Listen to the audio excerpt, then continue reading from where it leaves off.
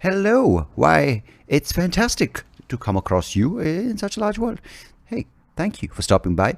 This is a new episode as the placement of this particular voice of mine at this point in time, while you click play at the beginning, indicates that this is the beginning of the podcast, and more importantly, it's a new episode. But what if we do it the other way around? A lot of people have experimented with doing the conclusion at the beginning, and then I don't know.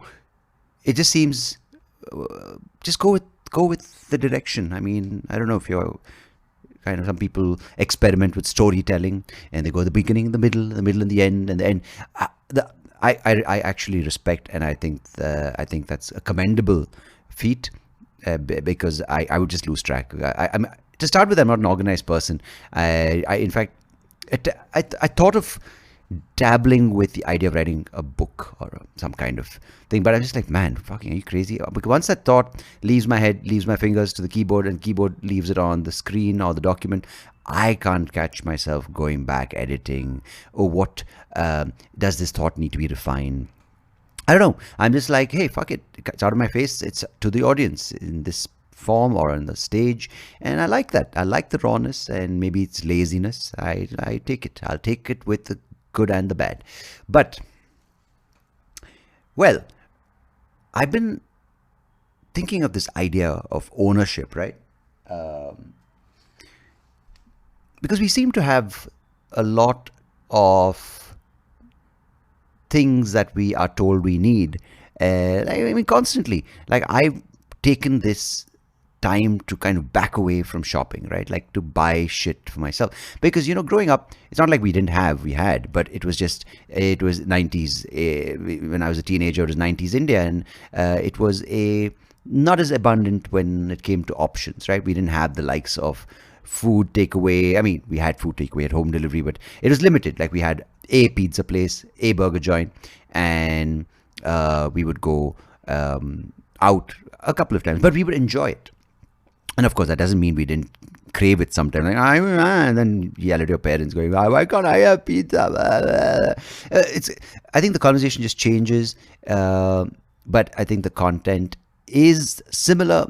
What I mean by that is that the arguments are similar, the nature of the argument is similar, the tantrums are similar. It's just that the reason is different. Like, earlier it was, why can't I have pizza once a month, and now it's like, why can't I have it every meal? To maybe in 20 years, like, the kids, like, why can't I be a pizza? Who knows? So the thing is interesting.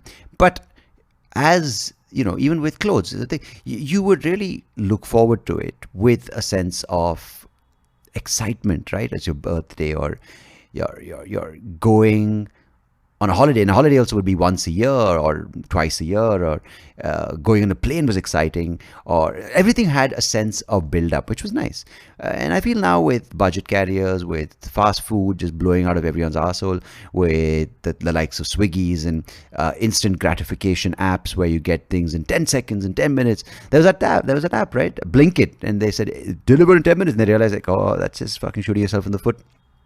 So they said, deliver it quickly. That's safer. Because even Domino's, whose worldwide presence has led them to believe that 40 minutes is what it takes.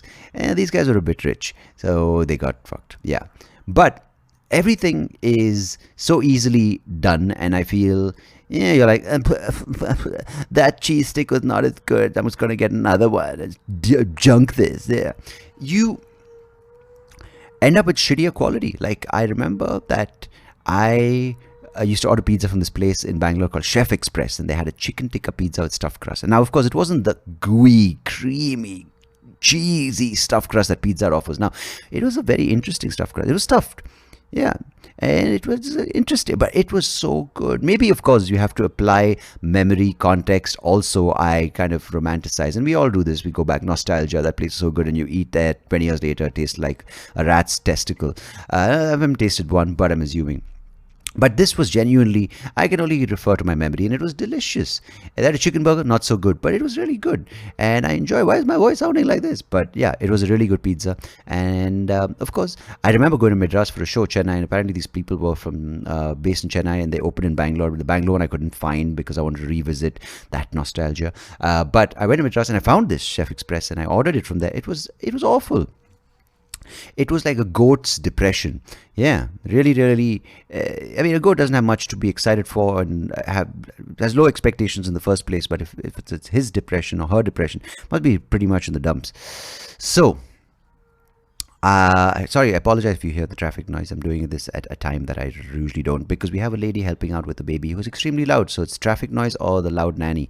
And I picked traffic, so imagine how loud that girl must be. Hey, so this idea of owning, I think, is just a little ridiculous, because that was something we were asked to do. We were aspired to save, invest, build a home, own a car, own jewelry, own expensive shit, or whatever your perception of expensive, right? One person's is another, and that created this idea that it's never enough. It's never, you get a Louis Vuitton, you want, I'm going to shoot myself with my ignorance. Bottega Veneta. I don't know. Is that Bottega Veneta? No, that's, I think, the toilet brand. I don't know, my sister knows this shit. I don't. But say you buy Samsonite, you want to tue me. So I say, okay, I know a little bit of travel baggage. I apologize to all the ladies who just go, you just said Bottega. Maybe I'm right. Who knows? I don't know the brand. But yeah, so there's never thing, because there's always someone more than you to kind of envy, and there's always someone who has less than you, so you can shit on them. Or you can say, fucking peasant. You know what I mean? So the problem with that is all in ownership. And then you have people who go beyond their means. They spend all their money in loans and in credit to appear that they have it all, but it's just a house of cards. And one lockdown comes, it reveals that you are really fucked. So I met this friend who lives in Germany, and he was telling me how he rents everything from his phone to his AirPods to app. I almost said app. Yeah, that's just, I think I hope there's an Indian company out there who just heard that they can sponsor this podcast, where you can have Apple AirPods, but if you want to filter Indian sounds and you want to isolate Indian noises, you need to have AirPods. So that's just an idea, if there's any person out there who wants to incubate this. So this idea of renting is interesting, because you get, shit that you can return. Like in America, I think you lease cars, you rent cars, not rent, but you lease cars. You pay whatever something, and think, yeah, fuck it. Anyway, you don't want it, because after 8 years, you want a new thing. You want the new improved thing. You want the Tesla that, which runs on hopes and dreams and goes from 0 to 100 in minus 2.1 seconds or something like that. How does that work? I don't know. So then everyone has access to it, right? I'm sure. So I feel that'll be interesting. Like everything from, I think clothes, that's an option now. Like you subscribe to a service and you get clothes. You stay at Airbnb, the fanciest Airbnbs in the world, for like a day or two. So I'm saying the experience is possible. So everyone experiences it, and the bitterness reduces. Or it could create a bunch of assholes just go trash a place saying, if I can't have it, no one can, which I feel is also happening. So I don't know. I like this detachment, but I feel it's also being done to make people go, you don't have it, now work towards it and become a slave of our system, which is not the right intention. I feel if everyone can afford it, some people can afford 8 months or 10 months, because it's this idea of buying a beach house, buying a flat in the city, a farmhouse in the country, all that's bullshit, dude. Fucking, I can't maintain it really. So next thing you know, you're giving it out Airbnb, and a guy who fucking didn't even know what the idea of a mezzanine level with a butler service and a bidet is probably going, do I shit in this or do I drink out of it? But that's equality. And the people who are crying and dying, equality, equity, diversity, equity, inclusion, who knows? Probably go there to this manor house where Elizabeth II farted in 1962, and they're like, I don't like there's no wheelchair access, and then the whole argument online will explode again. All manor houses need to be fucking broken down, and yeah, well, clearly the word manor. I know they're different spellings. Aren't they different spellings? I hope my mic is on. Hey, anyway. So I don't know. Let me know what your thoughts, if you have thoughts at all, or you're just tuning going, something comes out of his face, end of it, 1 hour's gone. That could be a reason why you're tuning. Just noise. White noise. Maybe brown noise. Even noise is racist. Fucking A. It's a pointless world. Not really. If you look at life and you look at the world from what I just gave an example of like everything is offensive, everything is hypersensitive for you, then yeah, what's the point? But otherwise, you can actually take small things, yeah, and enjoy it. Well, my guest on today's episode is Mr. Ien Chi, a filmmaker. He used to work at Jubilee, a production company that put out content, but now his friend and him are setting up their own production house. In today's conversation, I talk about Ian's exploration within and how he discovered this idea of never being good enough in his own eyes while he's trying to change the world around him. He's doing more and more and more, and when he looked at himself, he feels less and less and less. And well, we talk about how this is tiring and you get to a point where you're burnt out and you're just like, how much is enough? And it kind of is what I've been talking about. But Ian, through his journey, helps identify certain things that were difficult, that were easy, things that he was holding on to, things that he wants to do more of.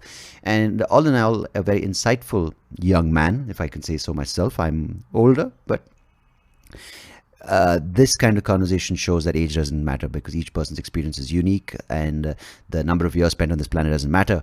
But if it's spent on introspection, reflection, then you really can connect despite how young or old a person is. So, Ien Chi, my friend, if you're listening to this, thank you. I appreciate you coming on this podcast, the best podcast in the world, of course. So, you guys, or you especially, are in tune, are in store for a lovely chat. So, without further ado, here's Mr. Ien Chi on the SoapyRao show. Till next time, goodbye. God bless. Take care of yourselves. Cheers.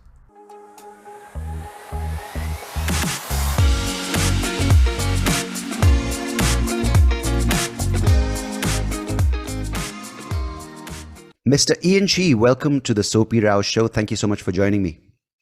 It is a pleasure. Thank you for having me here, Sandeep. It's nice to speak to someone who's staying up so late to do the podcast. Usually I'm the one waking up early. It's like I feel like one of those call center people, like waking up early to take a US call. But I appreciate you staying up and doing this. And well, where do we begin? I think, first of all, it was a lovely talk you gave on the TED platform about your journey. And that's something which sort of really struck a chord with me when we live in a world where a lot of people sort of want to avoid looking at themselves and sort of want to point the finger outward, saying that's, the them versus us narrative has become very strong, I feel. And listening to someone talk about how vulnerable their journey has been and sort of laying it out bare on a public stage sort of really appealed to me because that's something I recognized is very important. So maybe for people who haven't watched the talk, if you haven't, guys, you should go check it out. But maybe we can start with sort of what sort of led to this revelation, maybe what led to this idea of what you looked at when it came to attachment, when it came to the activities of what you saw yourself doing with your life and your decisions to kind of change the environment around you. So what was those kind of processes like for you? Yeah, I guess just for the people who haven't seen the talk, basically I talked about I burned out really, really hard a couple years ago. And actually, I don't really even talk about this on the talk, but I think I burned out more than once too. And my entire life, I was kind of raised to go out and change the world and do amazing things and do good for the world. And one of the things that I knew that I needed to develop within myself was to become a good person in order to do, if I want to do good things, I need to be a good person, right? So I constantly worked on developing myself, improving myself. The only problem was that, I was doing all these amazing things and I had reached millions of people and things like that. And I always wanted to fulfill my potential more, but it always felt like there was more potential to fulfill and more people to help. So, I win all these awards and stuff, but a few years into it, I'm still wondering, okay, when am I going to feel like I fulfilled my full potential or that I've made an impact? And a few more years of doing that, and I still feel the same way. And then eventually, it just gets so tiring. I'm like, okay, it feels like I've really tried to become a good person and change the world and all these things, but it was just exhausting at a certain point. So I really burned out, very hardcore. I would say about end of 2020. Right. And that was the first of several burnouts, I think. And I'm still in the process of healing, but I guess to kind of answer your question, what kind of led to that change and kind of, as we were talking about going from looking outside to looking within, it took me a while to even understand that concept, like Mm. still trying to change myself or trying to change the world. Like it seemed like I was trying to do the inner work, trying to become a better person, um, but at the end of the day, it was still in order to accomplish something outside of myself. Whereas now, the I'm really trying to just do like be able to be completely okay doing nothing, which is deceptively difficult, actually, like deceptively hard. Yeah. There's all these Yeah. voices that I'm being lazy or that, I need to at least be working on something or, helping someone out or, doing something to improve myself or whatever. So I realize it's like probably really deep conditioning on a scale of like a global scale. I was going to say that, that's such a strong narrative for most of us when it comes to Yeah. breaking that conditioning, whatever it may be, right? Because I come from a society or even a time in growing up, I was born in the 80s, and growing up in India at that point, the entire sort of value system was based on, or rather, your self worth was based on outcome and also based on how much you achieve, whether it's with social status, whether it's financial status, whether it's, I wouldn't say emotional maturity was given too much importance. I don't think it still is in many cases, but it's mainly how you are perceived by your peers or by your friends or by your relatives. And what happens then is, you kind of want to do, and especially when you sort of, what you just said, when you reach this place where you want to say, I want to break away from it and want to start looking at what really makes me who I am, and sort of work with what this body and mind in this particular life has given me. It becomes very difficult because every step forward, every step you take forward with, okay, you know what, I make peace with this fact about myself. Then automatically, when you say, okay, you know what, that's great, then you got like, but yeah, wait a second, what about that paycheck? What about that big thing, that big, where the big wins? So small wins are discounted. Yeah. The big wins have to have a price tag. And the moment you say, but money's not all of it, but yeah, like, yeah, but then, yeah, you can't get anywhere without money. So Hmm. how much, Hmm. how much for you was, um, the idea of all these things we speak about, right? The inner questioning, the idea of self-worth, or the idea of looking at what really, um, you want to do and why you want to do it, the motivating factors. And especially for you, because you kind of come from this generation of people who were exposed to the internet a lot sooner. Like I think clicked on my first web browser in 96, 97 when I was already 15. So my formative years were without the computer and the internet. I mean, of course, we had computers, but it was more to mess around. But the idea of Wikipedia, Google, all that came when I was almost 20. But for you and people younger than you, it was a part of your formative years, right? In some way. So the information was a lot more accessible. And as a result, I sense a lot of people knowing what to say and knowing words like anxiety, knowing words like, burnout, sensitivity, political correctness, and all Hmm. these things are known, but how much are they actually felt? Because this journey of what you just said, it's not easy, and not doing anything is really, really hard, because you might be able to, in an argument, in a conversation, say the right things. But how was it for you to going from saying the right thing, knowing the right thing, to feeling the right thing? Oh man, that is a fantastic question, and yeah, there is a huge difference. Mm, I'm also one of those people ever since I was young. So I come from a lineage of pastors. My grandpa is a pastor, my dad's a pastor. So I've always had this deep spiritual DNA in myself. nice. So since a young age, I've always been reading these sacred texts or seeking or, looking for enlightenment of some sort, whatever that means. But, I realized it kind of led me down a lot of, you know, I believe all mistakes are good at the end of the day.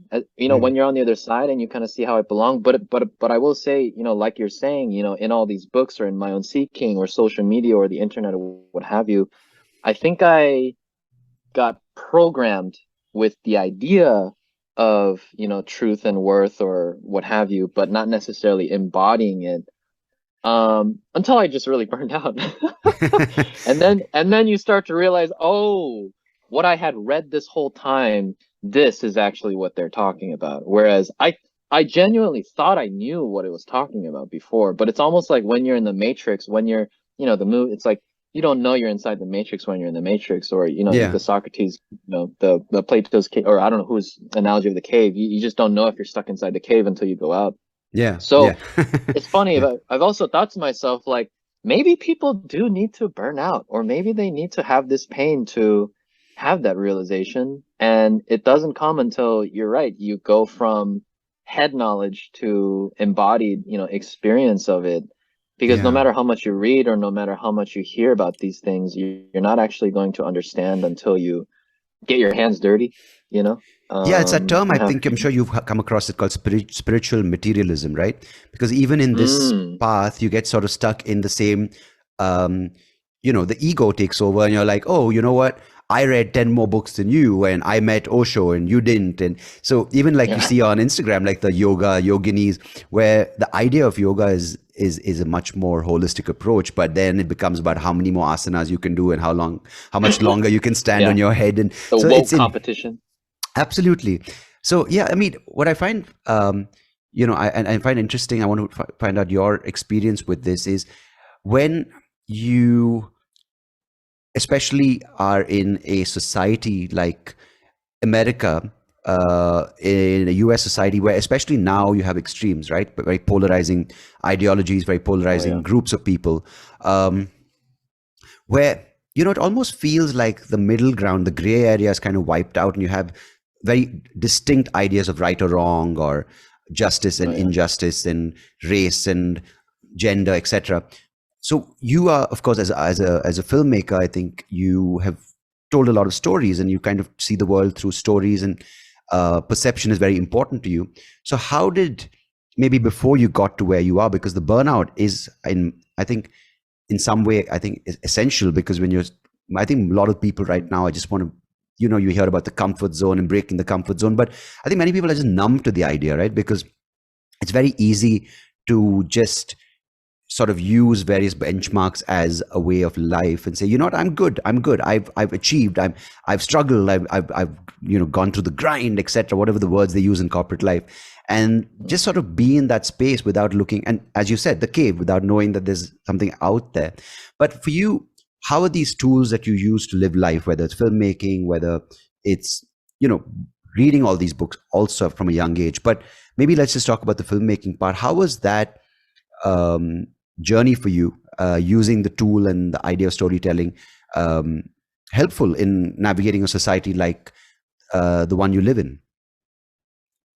Well, ever since a young age, and I talked about this in my TED talk as well, my dad told me that stories are one of the most effective ways to just share life lessons, insights, just good messages with people, because instead of telling people truth in a, direct point blank way, it kind of walks them through with character step by step until they reach a certain thing. And so watching movies growing up, reading books and things like that, incredibly influential to me. Watching Good Will Hunting every year of my life growing up, I feel like I, learned a new life lesson every time I watched it, or The Shawshank Redemption, or The Matrix, Mm, that we're talking about right now. It's like amazingly helpful metaphors to just talk about life and make sense of this. It's like life is so goddamn chaotic, and it's all these crazy things happening, that story is a way to kind of distill and make it a little bit more understandable for the limited, human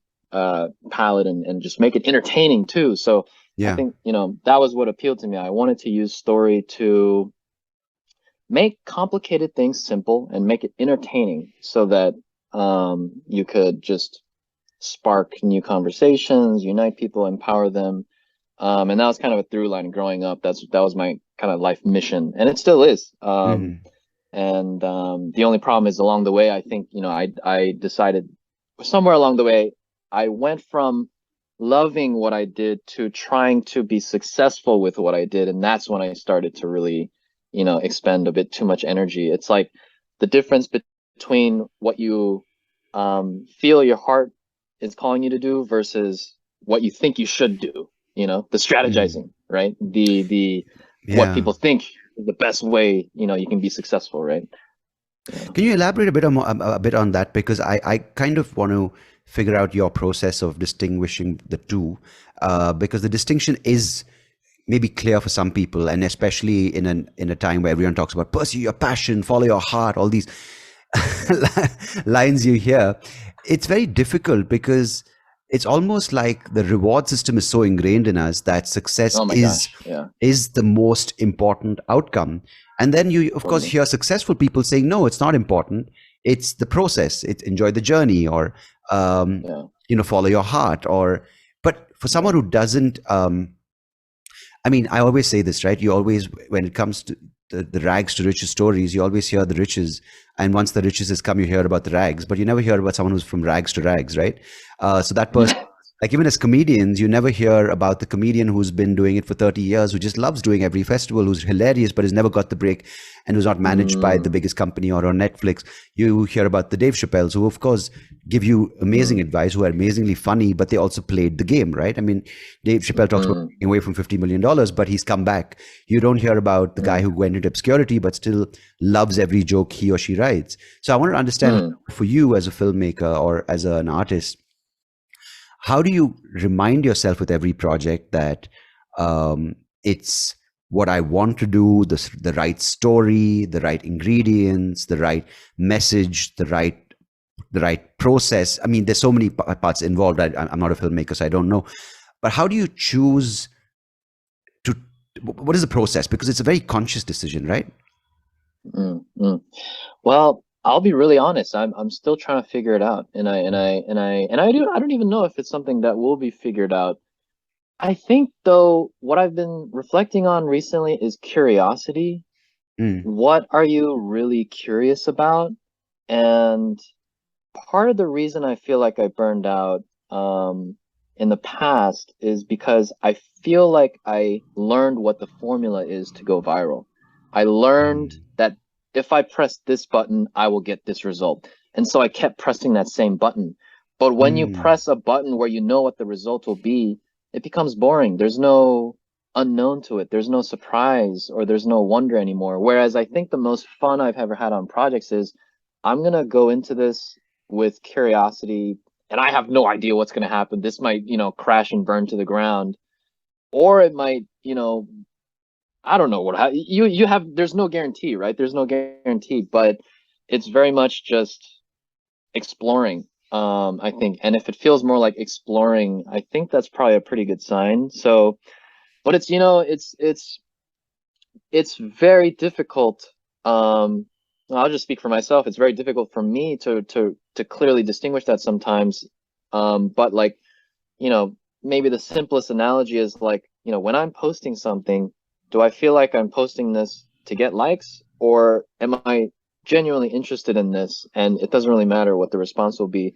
The trick is balancing both though, where it's like, if you're gonna, yeah. pursue a career in this area, to integrate a certain level of practicality, which I think is also realistic. So, I was listening to a YouTuber who I really admire, this guy, Hindsight, and he has a strategy where it's like, I think he said like I make four videos for me and one for the public, and that way Nice. he's always getting some new audience, but he's also staying true to himself. So, it's got to be so intentional what that strategy is. You can't just get lost trying to be viral all the time. Then that's when Yeah. you burn out, which is what happened to myself.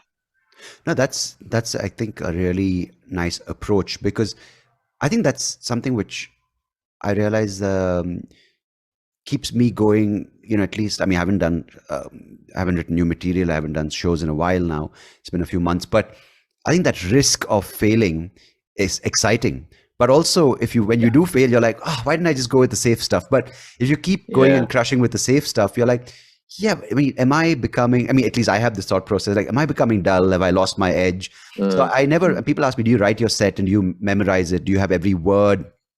thought out, because that's a very sort of American approach to stand up, right? Every word is tailored Mm, to make sure it delivers mm, the biggest punch. I'm like, I don't even write my set. In fact, I don't even write down I write down maybe like an idea or a bullet point which reflects the premise, and I just go wing it, mm, and it fails more often than not. But when it does get right, mm, I'm just like, wow, it felt so good. I mean, I'm a mm. director's nightmare, right? Because I don't know camera angles. I'm not going to look at camera A when I'm recording a special. Because my special, I don't even have the same joke which sounds the same in 5 shows. So I like it though. That's amazing. You keep it fresh. Yeah, every time. It's I like try. I totally mean, real. What everyone's getting is totally real.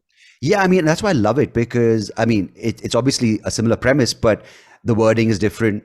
I mess it up sometimes. I get it right sometimes, but I really sort of, when you just said what you did, it sort of made me look back at some of the shows which I really enjoyed and why I enjoyed it, because it made it feel really real at that point, and that Yeah. stuff is not really captured by the camera, because when Mm, the camera is recording, I'm just like totally, I'm like, oh god, I have to be scripted, I have to look a certain way, I have to, wow. and then the entire sort of experience gets butchered for me, and as a result for the audience. So it's interesting You you know, mention that. I while you were talking about that, I just thought to myself, like, now this might be totally wrong, but I feel like the future will be a lot more of that kind of authenticity where it's like you are witnessing in real time. And maybe that's the draw of live streaming, that it's totally real and, hopefully, not too scripted because you see the exact thing for what it is. I remember going to a magic show in Las Vegas, Yeah. and I was watching the show, and it was cool to see all the tricks and things like that. But I remember feeling that the magician was not into this, and that this Mm. magician had done these tricks probably like hundreds of times before, like that same show. Like there wasn't any spirit of like his joy. And so even though the tricks, like, yeah, it's like, somewhat of a spectacle and like cool, but I didn't feel a joy. I remember, like, but like so much of the performance or so much of whatever people are delivering, like I think people feel it. Like you feel the spirit if it's there or not. And if it's something that is, like polished and perfect and, kind of like just, guaranteed to, not have any mistakes, it's like it's almost like it loses its luster somehow. It's almost like there has to Yeah. be an element of failure or something going wrong that people are there with you, maybe, you I know? think I think it swung another way, because I think earlier that was how entertainment was packaged, right? Flawless. You have the characters who Mm, are representing certain ideals which people aspire or wanted to aspire towards, or at yeah. least the media networks wanted you to sort of have that idea of, oh, this is the Oh, perfect yeah. man, the perfect husband, the perfect father. But Yes. I feel now with so much of that, it's kind of going to the other extreme. But Mm, what I find very interesting is this idea of seeing someone flawed. I feel I want to understand from you, because filmmaking is very different. It's a lot more organized in some ways. So the method to the madness has to be there, but at the same time, the leaving to chance. There's a lot less scope than someone just holding a mic and winging it, right? And that's mm, also mm. why it's a very fascinating sort of medium for me, because I'm not organized. If I have to make a film, I'm just like, you know what? Yeah, just hold a camera and follow me, kind of thing. Because I do that a lot too. Yeah. oh, nice. Okay. Now, I want to understand from you, because in this sort of climate we live in, you have to kind of also, as you said, the YouTuber you spoke about, you have to do it for yourself, but also understand what the audience wants, because otherwise no one's going to listen or watch. Um, how do you navigate this climate of audience who come to your creation with their own things? Because there's this idea of what you can say, can't say, what you can talk about, what you can't talk about, of offending and not Mm, offending, of certain, like, using characters because it's considered inclusive versus using characters mm, because it's appropriate. Like a story has certain actors and certain protagonists and antagonists, and there's no space. Like, I'll give you an example, right? Like, I was asked to do a film for this lady in Australia, and she was talking about her love story of how she went to the Beijing Olympics as a volunteer and fell in love with a blind judo martial artist, right? mm, And the idea is how then they after the Olympics, the Special Olympics, they went, Paralympics, whatever it's called, they went their different ways, and it's a story of unrequited love, or that's the story she wanted to tell. And then she reached out to me and she's like, you're visually impaired and I think you'll be a great fit. And so then the compromise is, do you get a blind guy to play a judo artist or a judo artist to play a blind guy? So it is just a perfect example of the world, right? Like, do you Yeah. get an actual disabled person to play disability, or do you get an actual actor to play a disabled role? Of course, Yeah. the woke culture community would go, of course you get a disabled person to act. But I, Hmm. being a visually impaired person, would say no. If it's a better actor who can do the job, then obviously go for that. But that Mm, opens a can of worms, which I think I don't mm, want to get mm. I don't want to open right now. But I want to ask your process of how you tackle something like that. Yeah, I have faced that in the past. I mean, the most obvious examples being like representation on the videos that we used to make at Jubilee and making sure that people are represented, which is super important. But also Hmm. like personal choices in narrative films where, it's not necessarily it's more of a personal story and, getting a certain type of actor to represent a certain type of character. But Hmm. it's I'm just streaming out loud here, but I think a lot of it is really contextual. Um, right now, I think we live in a time when people are a little bit particularly sensitive. So Hmm. it's like, it's almost like sometimes you have to be a little bit too polished, and I don't necessarily think that's the healthiest thing all the time. I think that artists should be able to express themselves authentically in a way that is not harming others, but if it illuminates a truth, or even subverts people's expectations, and polarizes, but in a way that's challenging, I think it's a good thing. It's I don't know. I'm thinking about all the different cases. It's probably so nuanced, and every Yeah. situation is different. But hmm, I think as long as it is trying to highlight truth and bring out the truth. So, for example, let me tell you about, like, do you know the documentary filmmaker Werner Herzog? I know.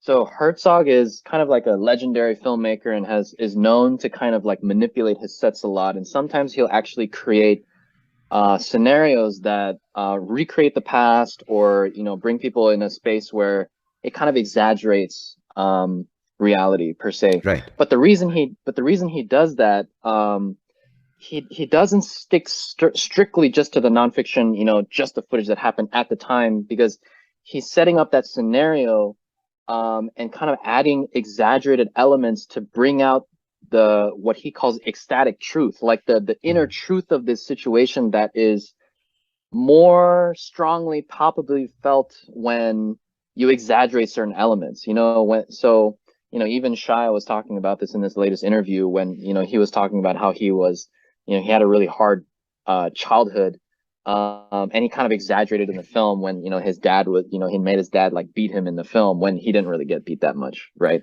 Right. um so okay, that's complicated because on one hand that might be ethically a little wrong because he made his dad look bad. Yeah. But if you're trying, if the purpose of the scene is to try to get someone to empathize with this kid, who's getting beaten, then you're gonna feel more for the kid if the kid is going through something more painful, if that makes sense. So it's like, Mm. as a storyteller, can you exaggerate certain things to make someone feel more of a way you want them to feel, or can you, make something a little bit overblown so that it gets across the truth? I think that's okay, as long as it's not, Yeah. hurting people, you know. No, I love the idea, as you just said. I mean, I love the idea of, I mean, if you look at like our Indian epics, right? We have Lord Ganesha, Mm, who's a human with an elephant head. I mean, mm. that technically is violating so many of the animal activists. It's violating, it's, I don't know, That's it's hilarious. ableist, it's a disableist, whatever it may be. But I mean, if you look at some of these epics, they're just brilliant for the fantastical Mm, approach. Or you look at, you mean something as more recent as Harry Potter, or you look at Lord of the Rings. I mean, mm. a story is a story, and I believe that a joke is a joke, and do anything to get the laugh, right? Like, Yeah. I mean, I've done jokes about getting in an airport wheelchair and racing with a guy who has no legs. I mean, it's not that I've never ever raced with someone who's a paraplegic, but the idea is just funny, right? And I know people in wheelchairs Yeah. who've laughed at that, but someone's like, no, that's wrong. How can you? I'm like, no, I'm not sitting and actually pushing someone off a wheelchair, but I'm telling you Mm-hmm. what if it's a building, right? It's a building exercise of Yeah. taking this to an ending which might not realistically happen, and I'd rather it happen in a story than in real life. Mm. And I think, what's fascinating is we've come to accept this construct called reality television, which is scripted and unreal, and then something Mm. which is Mm. storytelling, and we want to put confines on that. That's a Very great strange, point. you That's know? a great point. Yeah, I mean, they do that in reality shows all the time. I mean, especially American TV, where they'll manipulate things and get more of a reaction. And I mean, there's an Yeah, ethical element there where it's like, is it right to kind of mess with people's hearts like that? But anyway, so I get what you're saying though, where it's yeah. like, yeah, yeah, whenever a story can bring out more, more of the punch, I think. Yeah, because I mean, what do you feel like? Because you obviously tell longer story. Like it's absolutely fine to brainwash an entire generation and make them do the same steps of a dance and get them going viral and aspire to be viral on TikTok, or tell them to be unique in their expression and tell the best story that they can think of. Because I feel, and correct me if I'm wrong, or give me please chip in with your thoughts on this, because it's almost like you're killing imagination by putting these confines, right? Mm, mm, mm. Now, by confines, are you talking about like just like kind of the political correctness, All like sorts of kind of the filters which are sensitivity? being added in, like the right pronoun or the right kind of Ah, inclusion. Because I feel under the guise, and this is something I've kind of been thinking about, because, growing up in a country in 1990 where disability awareness was low, and as a person mm, diagnosed with a visual impairment, it was hard. I mean, access, and I wouldn't say it was hard mm, like persecution wise, but there was ignorance. But we've mm, 30 years later, of course, it's a better place with tech development, etc., etc. But I feel mm, that's the same thing which I said earlier, right? We're saying the right things, diversity, inclusion, but like diversity, inclusion, equity, etc., etc. But it's being more said than felt. And I feel as a mm, process of inclusion, we're also excluding by pointing at someone saying, because of them, you're like this. mm, I was just thinking as you were talking that we should all treat each other as equals, and what that means is we should all be able, like a comedian should be able to make fun of everyone equally. I feel Yeah. like is the thought that came up. It's Yeah. like we should all be able to laugh at ourselves as equally as anyone else. Is what I thought while you were And talking. absolutely, that's something I really respect in artists, right? If you can, you know, and this, I don't know. I mean, it's confusing because of certain structures, right? It's so easy to blame certain groups of people because they've been dominating for years in each society, right? It could be the prosperous in India, the Brahmin man, or in America, the white man, or whatever the person who is responsible for this for the idea of oppression. But Mm, I really like the idea of, like, as a guy who can't see, going up on stage and trashing everyone, whether it's whether it's for, I mean, I don't go after physical traits because that's something people don't have a choice in their life. mm, But with what you do, mm, it's like, when you talk about someone in a wheelchair, it's not because they're in a wheelchair, but it's what they choose to say with those with their situation, and as a result, the consequences is what you make fun of, as opposed to mm, going after the physical trait, which is, I feel, it gets really dirty and it gets really unnecessary. But mm, yeah, mm, it's quite fascinating. I mean, I'm talking about the path forward as storytellers, because you are a storyteller in some way. I'm a storyteller through this podcast and my jokes. So yeah, it's interesting, because what can we talk about? What can we tell stories about? Will those restrictions even come in there? I'm curious, do you have like hardline rules that you will not cross? Or like how do you approach your own comedy in terms of like how free range it is? It's strange because as I told you, I've become a father recently, and Mhm, I think back when I started out, I was 29, 2000, and no, I was 27 when I started out, pretty late for a comedian.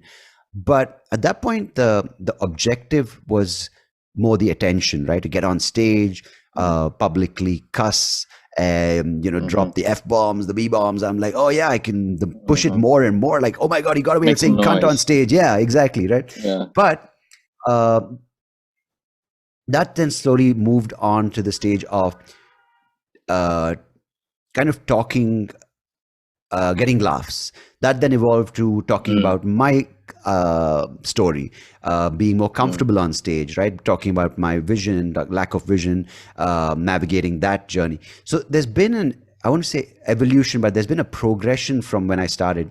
And I think where I am sitting mm, today, I'm a little bit more, I don't know if mature is the right word, but I don't say things just to get a reaction. At least mm, I don't want to say things just for shock value. At the mm, same time, I don't want to be too serious about what I say, right? Like leave my audience with a mm, message, because I think that's not for me. That's not, maybe other comedians do it, but that's not for me. My thing is to get a laugh. And at the same time, it could be, if something more profound, um, but it could be something really silly, like some people might call dad jokes, right? So who knows? So I don't have any hard lines of no or yes, but mm, I'm a little bit more aware of the words I use. I'm also a little bit more aware of the people I involve in my jokes, whether it's mm, the story or the what if escalation of the joke, because it's not mhm, about hurting feelings, but it's about, is it necessary? If I'm going to say mm, someone, put someone in a certain light, is it more important than the consequences? Like, is that something which um, you can say and then sleep at night? mm. Yeah. So I Yeah, think that's where I it's am like today. respect, like like is there respect, innate respect in it? Yeah, I'm okay to offend. I'm not that okay anymore to hurt someone's feelings. Yeah, yeah, yeah, yeah, If yeah, that yeah, makes any yeah. sense. I think it does. I think it does. Like, I'll give you That's an example. I'm okay to offend yeah. someone for being a vegan, but I don't want to hurt the person who is the vegan. Mm, So I'm okay with interesting. the choices they make, not with hurting the person for who they are. I don't know. It's a little weird. It's a gray area, That's but a yeah, no, that's a good distinction. It's like when you're giving criticism or like if you're fighting with someone, make it about the problem, not the person, right? Or make it about the yeah, behavior and not the person. yeah, yeah, Mm, yeah. mm, interesting.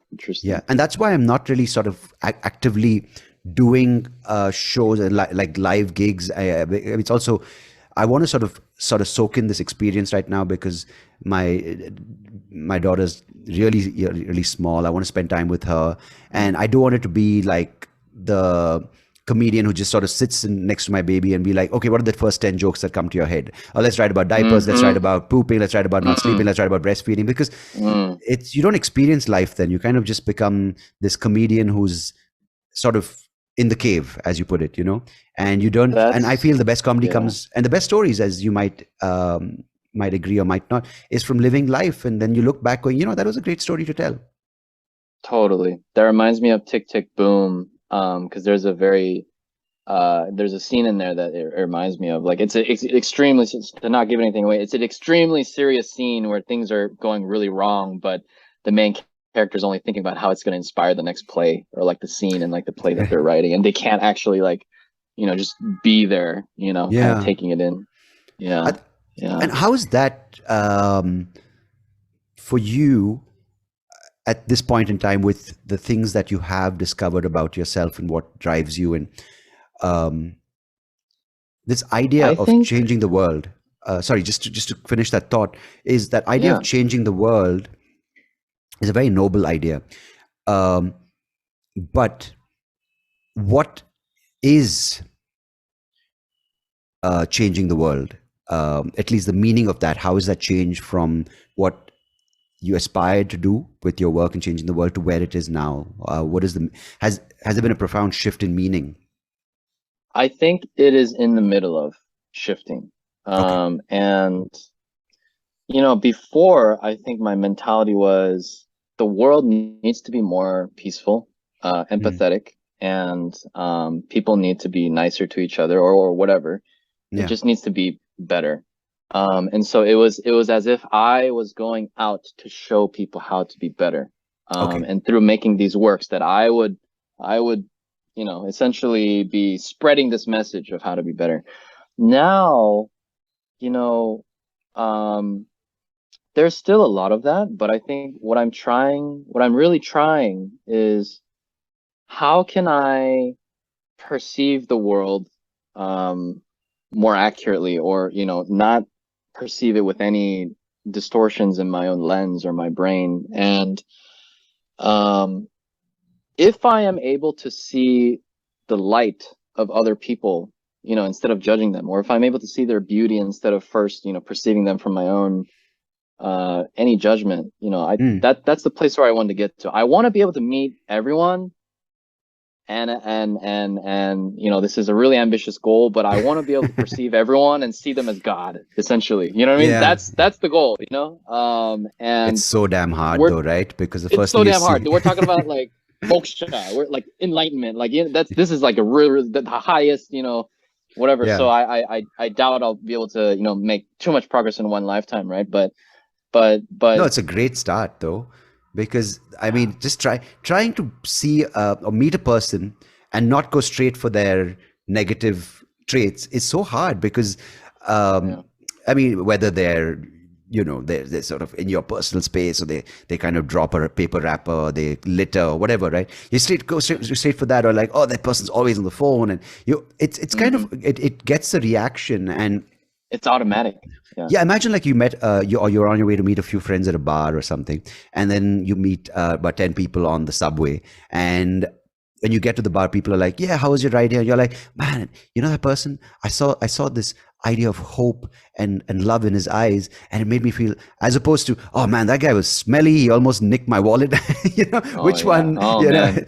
Yeah, yeah. it's we're so conditioned to sort of bring out We're that because so conditioned. Oh my gosh. I mean, we have, like, I'll tell you, I still have, we all do the most absurd thoughts, like, like walking down a street, like, oh, what would happen if I just punched this guy in the face and got into a fight, or just like the yeah, most absurd things. yeah, And then also the hard thing is like not judging yourself for having those thoughts too, because yeah, in the past I'd be like, why the heck did I even think that? Or like, yeah, the thoughts go much darker than that. Like we're oh talking yeah, about real dark shadow, Carl Jung, like real, like really dark. yeah, And to not judge myself for that too is what I'm working on as well. Because like it's one of my favorite spiritual teachers talks about, like, you have to adopt your ego like a pet.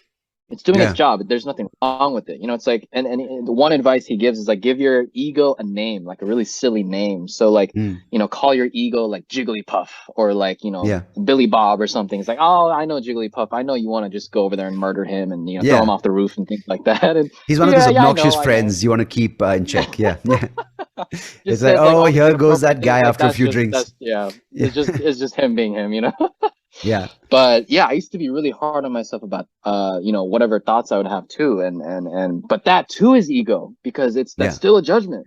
yeah, So it's it's about creating a space, I think, as wide as possible to actually embrace, and I talk about this in the TED Talk, but like just radical acceptance first, like just, mm, I think that's step number one. It's like whatever you feel, just creating super big space to see it as it is without trying to escape from it. And Tim Ferriss, he quoted this other spiritual teacher who was talking about the only important question in life, or something like that, is what are you trying to not feel?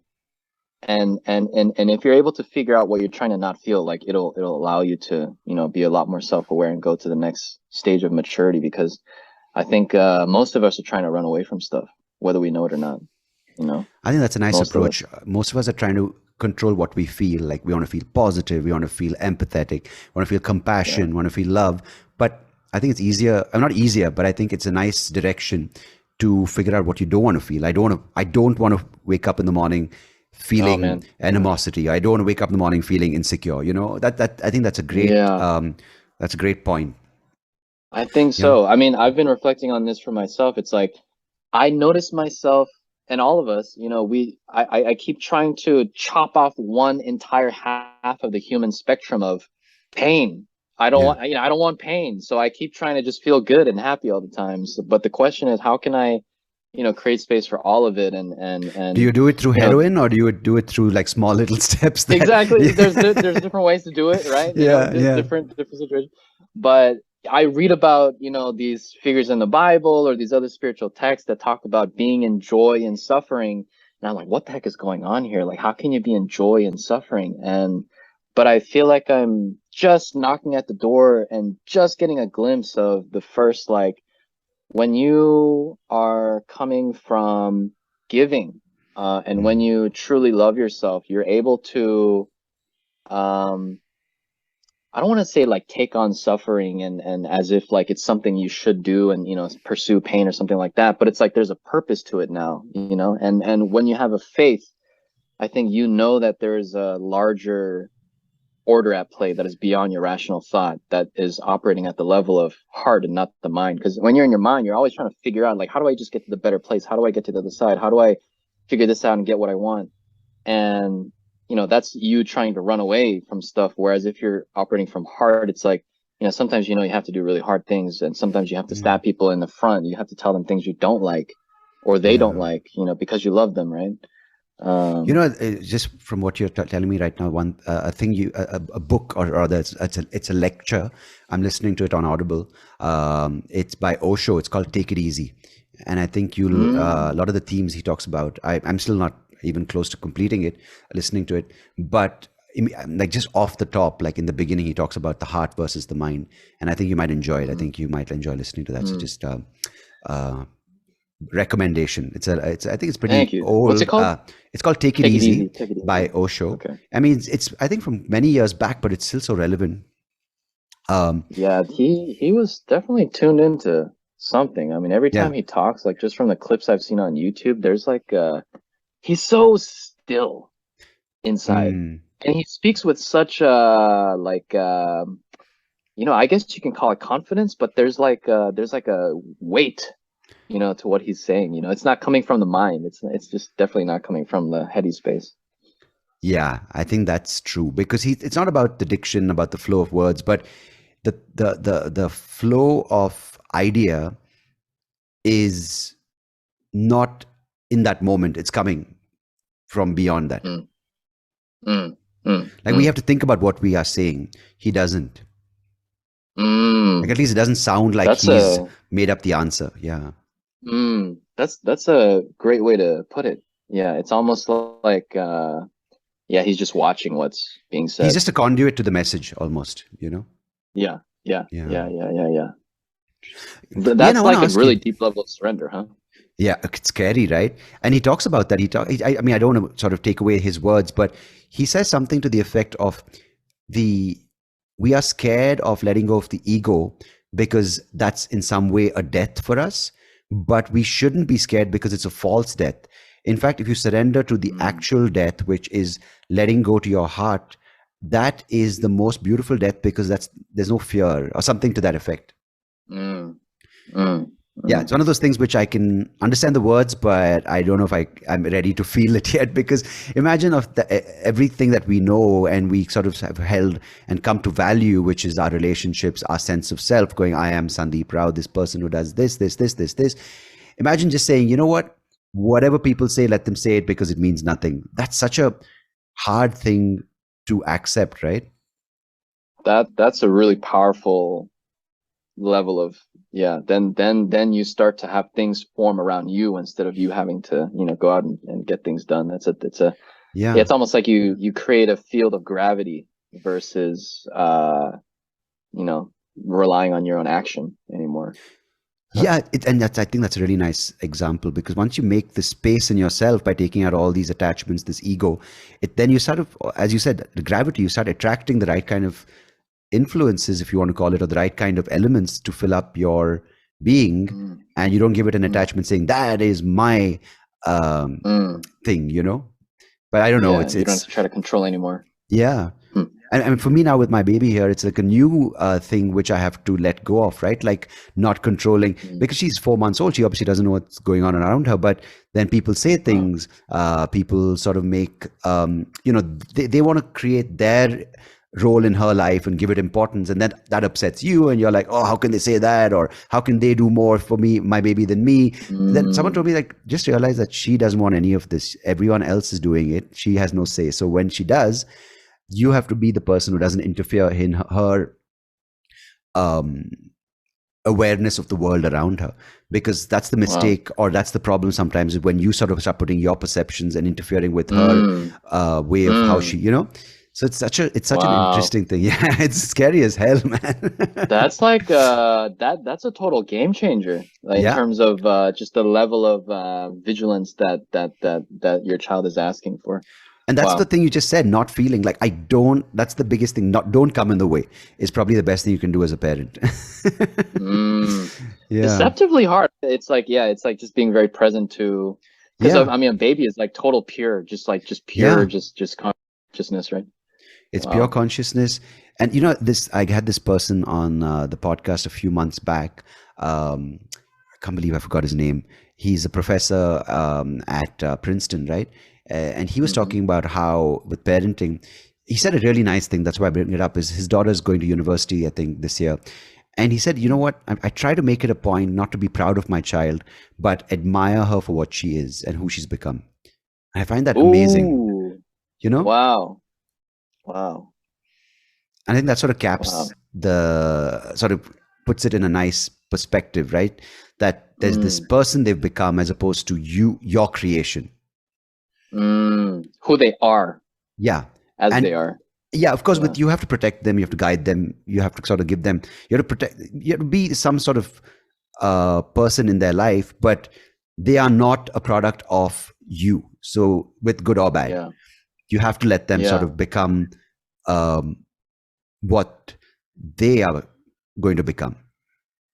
I don't know. Yeah. It's difficult. It's Man. difficult sitting here right now and trying to sort of understand that. But it was a really nice way of putting it. Wow. But hey, I want to ask you a couple of things about the situation right now you are in with post.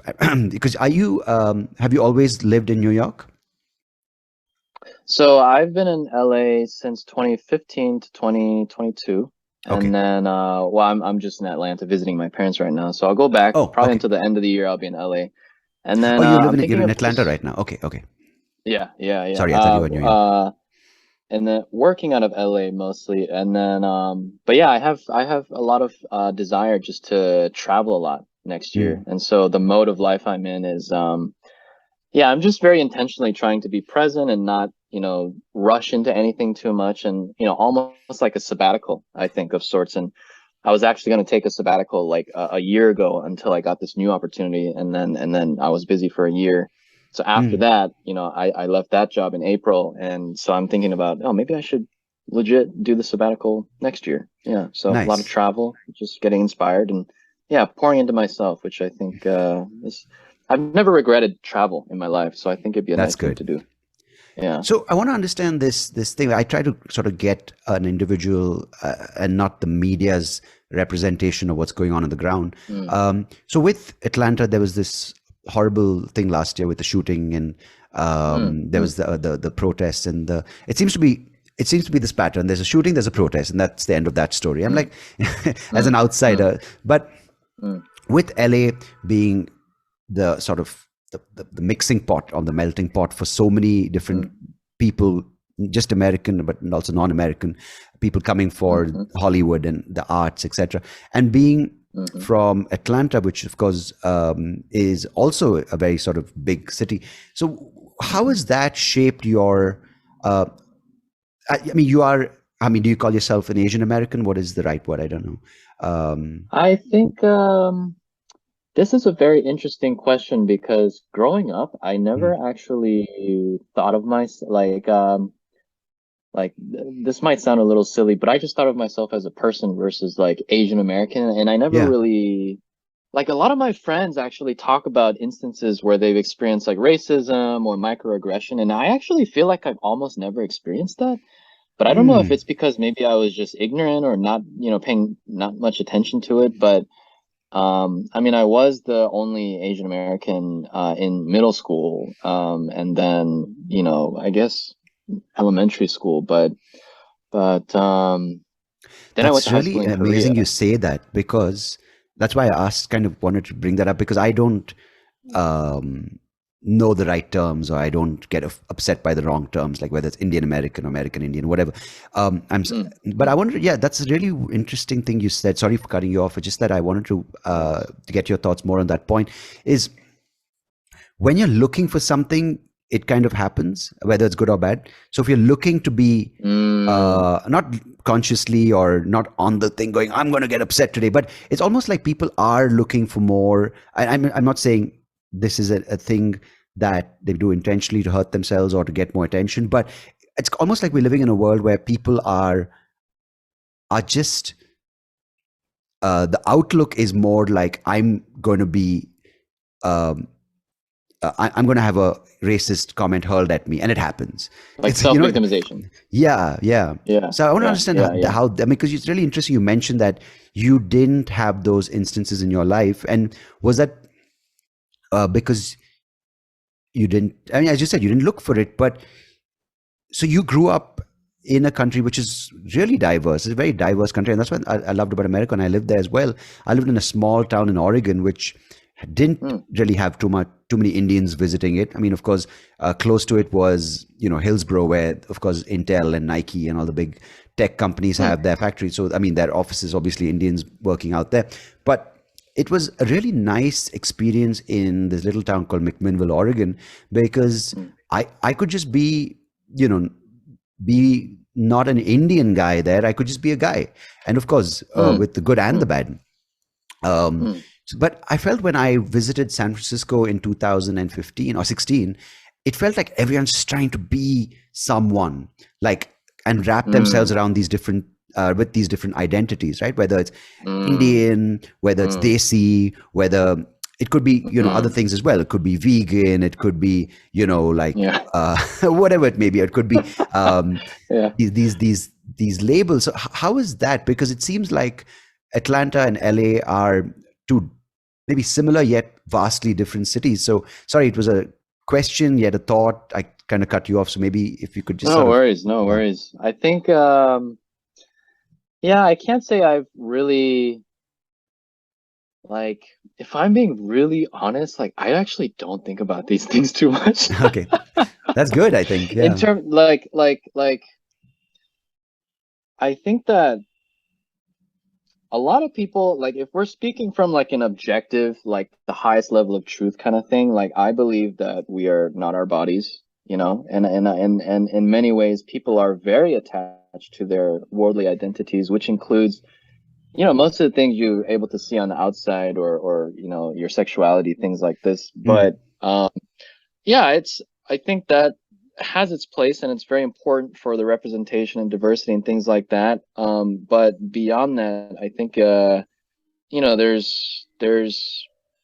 there's a probably many more stages beyond that too, where you don't have to stick so hard with being an Asian American who needs to represent his people or something like that, or some person with a different kind of sexuality or something. yeah, But it's interesting as I say that. I think at the same time, I do think you have to know your role because we're all playing roles. Like we're all manifest as a certain type of physical form, right? In yeah, in this world as human beings. So the best example I can think of someone ignoring or trying to deny their role is like O.J. Simpson, who was a very famous football player, super successful, but moved yeah, into this rich white neighborhood.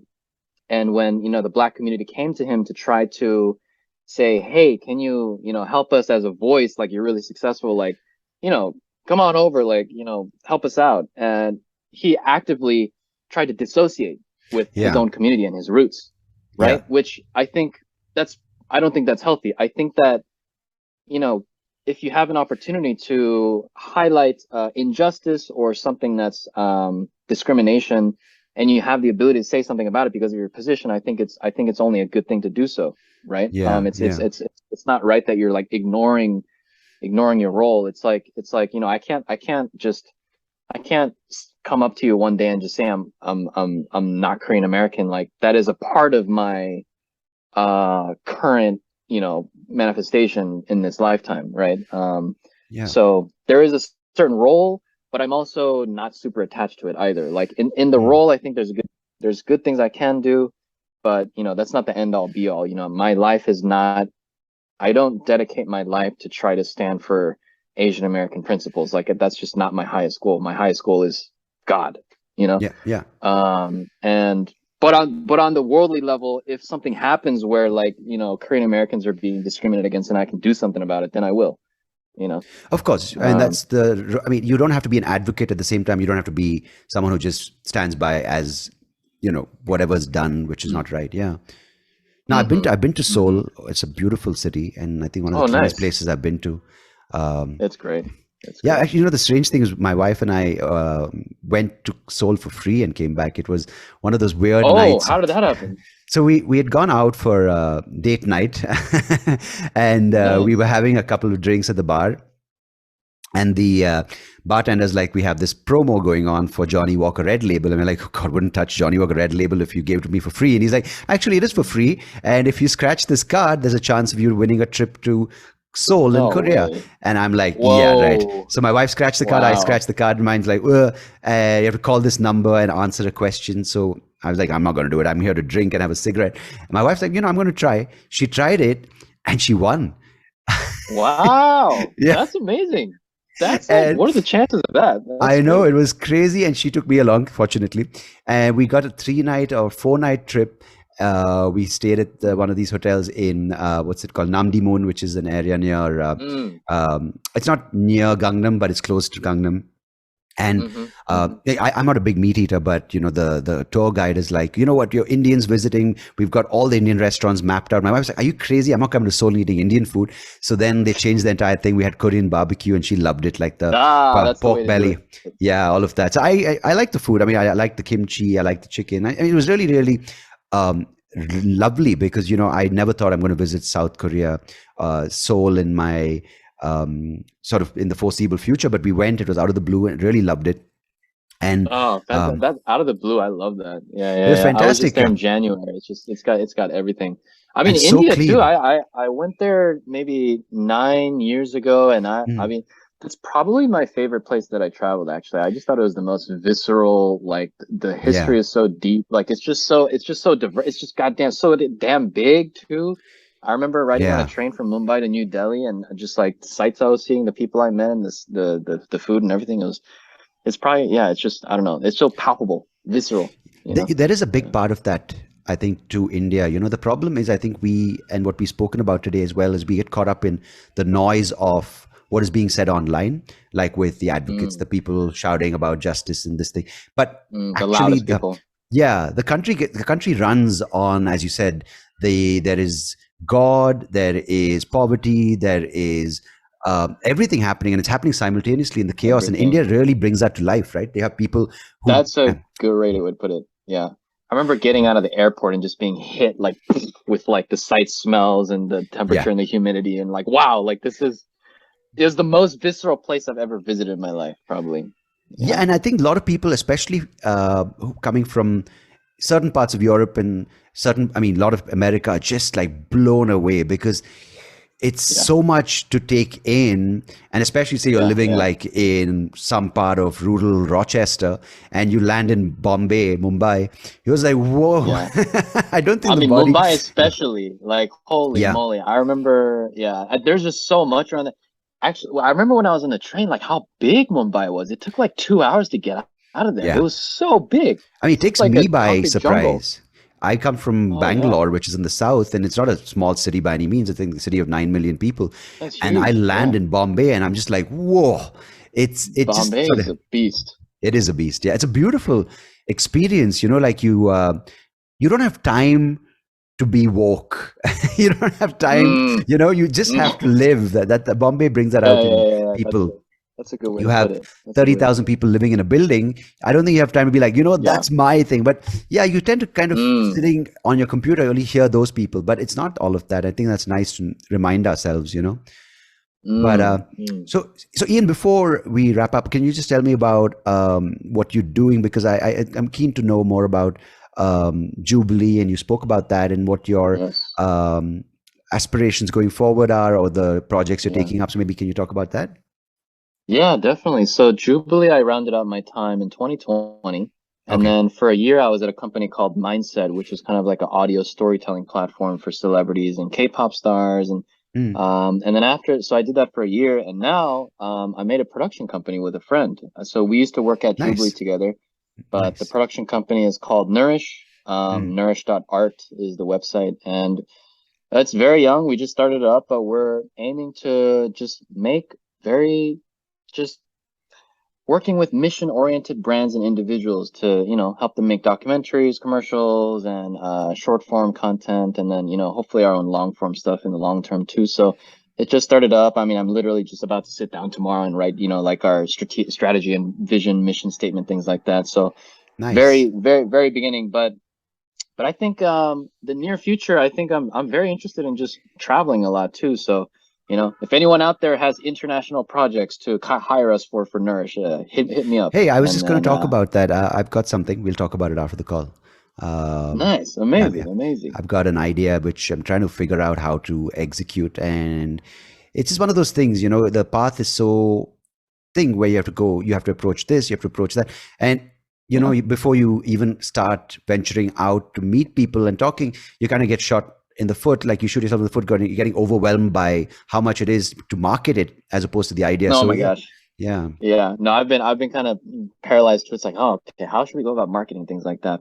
yeah. But That's yeah, great. I was Nourish talking with a art. friend. That's fantastic. Yeah. Yeah, Nourish.art. But yeah, one step at a time. And I realized I'm just trying to be very present to what my heart is telling me. And I think I've been relying on my mind a bit too much to try to figure things out or find the right answer. So now I'm just trying to, not figure out the perfect answer. Just step forward, just do whatever it is that I feel, just stepping forward and seeing what happens and falling on my face, getting up and doing it again. Man, that takes a lot of it takes a lot of, I think, conscious living. I would say courage, Mm, but courage is also something I'm sure you have, because you wouldn't have done what you've done with the things that you have sort of chosen to do if you didn't have that courage. But I think it's fantastic, and mm. good luck with that. And Oh, thank you. Thank you. yeah, no, it's fascinating, to see. Um, I mean, maybe it's this. How for a person like who's grown up in America, how is your rather you and your family, and how do you receive this whole explosion of K-pop? Like, how has that been for you?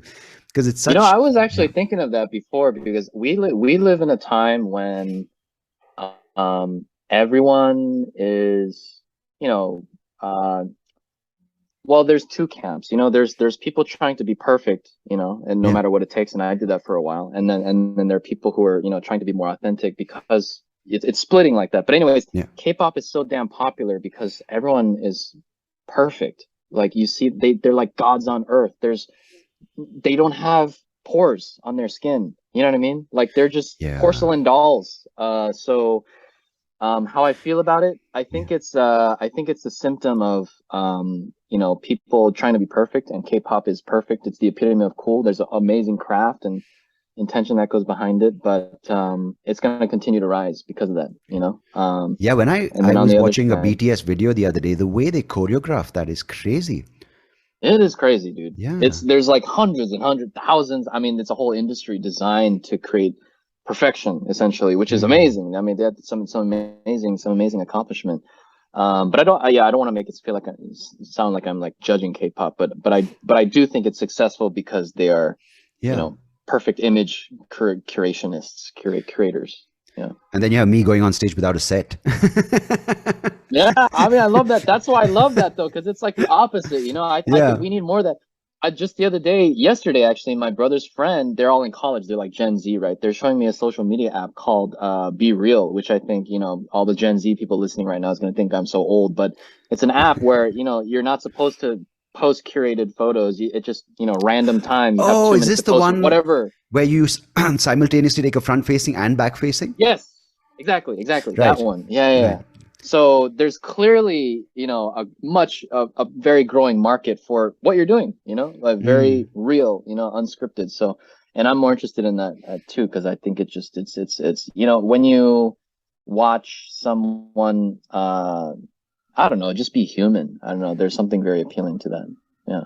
No, and that's why I love these conversations, because there's no thing Yeah. I started with. I don't want to sort of paint you in any certain Mm. or portray you like, oh, a filmmaker, Ien Chi. It's none of that. It's like all of you, because I kind of Mm. learn about myself. It's a bit selfish, but I learn about myself when I talk to people like you. And because I think it's so important to know that while you are you and you have all your experiences and you've got these things that you've constructed for yourself, it's important to also understand that you aren't all of it. There are so many people simultaneously going through Hmm. that experience.